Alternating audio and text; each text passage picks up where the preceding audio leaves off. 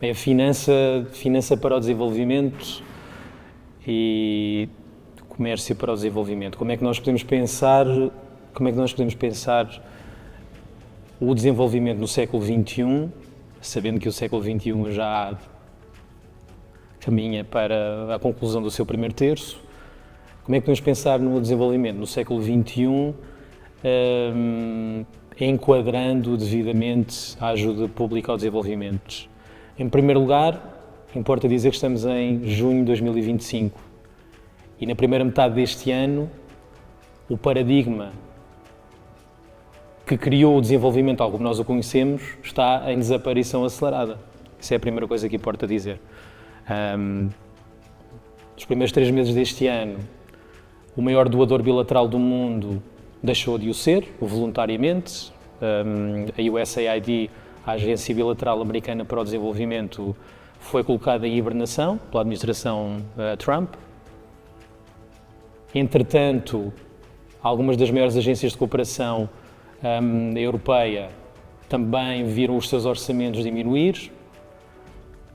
E o que é que isto pode significar? Pode significar que estamos a antever ou um regresso ao passado ou então um salto rumo a um futuro desconhecido. Porquê é que pode ser um regresso ao passado? Pode ser um regresso ao passado no sentido em que até aos anos 80, até ao princípio dos anos 80, o desenvolvimento foi visto muitas vezes como a construção de relações igualitárias entre países desenvolvidos e países em desenvolvimento. Até aos anos 70, a lógica das relações comerciais, das relações financeiras, era muito mais disputada do que, entretanto, se tornou.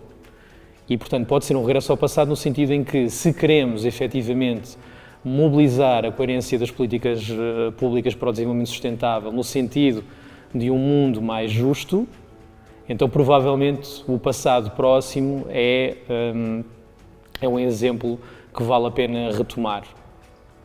Mas esta é apenas uma das possibilidades. A segunda possibilidade é do salto rumo a um futuro desconhecido, um futuro em que a ajuda pública ao desenvolvimento nem sequer já é ligada, usando o jargão próprio dos especialistas na matéria, ajuda que é uma moeda de troca, não é? Isto é uma ajuda pública ao desenvolvimento que implica que os países recipientes comprem serviços, bens, a quem é nominalmente doador ou financiador.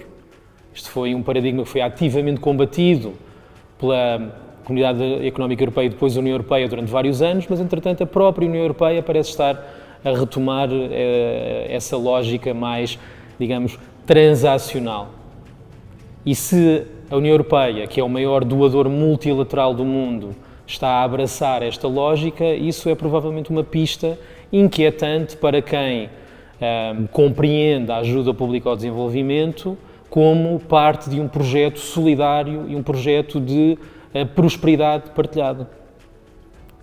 Portanto, é neste sentido que podemos estar a falar de um salto rumo a um futuro desconhecido e provavelmente um futuro mais incerto, mais instável, certamente mais fragmentado. E é por isso que podemos falar de coisas como relações mais transacionais. Podemos falar de transformações no seio da União Europeia que vão precisamente no sentido dessa lógica mais transacional, que vai, aliás, ao encontro daquelas que são hoje as prioridades dos países, dos Estados-membros da União Europeia, especialmente os mais influentes, a Alemanha e a França. Dito isto, que esperanças é que podemos ter relativamente a este tema de comércio, finanças e desenvolvimento? Voltando então ao passado, podemos dizer que, havendo relações comerciais mais justas, é possível haver um desenvolvimento mais sólido. Havendo um sistema financeiro mais justo, é possível haver um desenvolvimento também mais sólido. Mas isso tem implicações muito sérias do ponto de vista dos equilíbrios de poder e da sua base geopolítica e geoeconómica. E é importante dizer que, embora vivamos num mundo com um elevado nível de interdependência, as relações de poder hierárquicas de subordinação não desapareceram simplesmente porque alguém um dia entendeu que a Guerra Fria tinha acabado e, portanto, havia todo um mundo, a descobrir um mundo de relações comerciais livres e, portanto, produtoras de um mundo também livre. Hoje sabemos que não foi isso que aconteceu.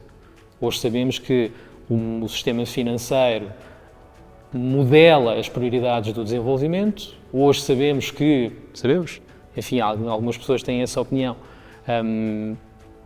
que o comércio não produz igualdade, não produz vantagem mútua, produz desvantagens e assimetria, tal como está organizado, e é por isso que esse salto para o desconhecido, sendo do meu ponto de vista aquilo que é mais provável, não vai produzir coerência, vai produzir incoerência, vai produzir incerteza, mas posso também finalizar com uma nota de esperança dizendo o seguinte: nem toda a incoerência é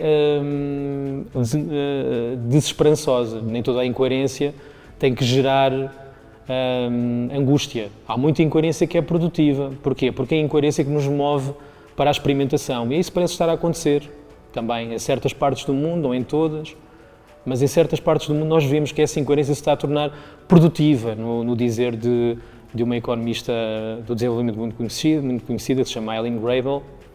A incoerência produtiva é um momento da história que tem ocorrido regularmente em que os países, as pessoas, como têm menos certezas sobre o modo como devem agir, experimentam coisas novas.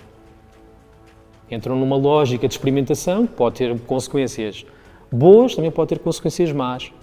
Mas para retomar também uma linguagem que, entretanto, fica um pouco datada, o direito a um futuro que não está escrito é uma das principais notas da incoerência produtiva que hoje pode vir a marcar, nós podemos ter pelo menos essa esperança, vir a marcar o mundo das finanças e o mundo do comércio, sabendo que o mais provável, tendo em conta a forma como o sistema internacional se está a organizar, o mais provável é termos um mundo mais incerto, mais fragmentado e em que é mais difícil nós operarmos. Mas não quer dizer que não devamos abraçar esta lógica de experimentação.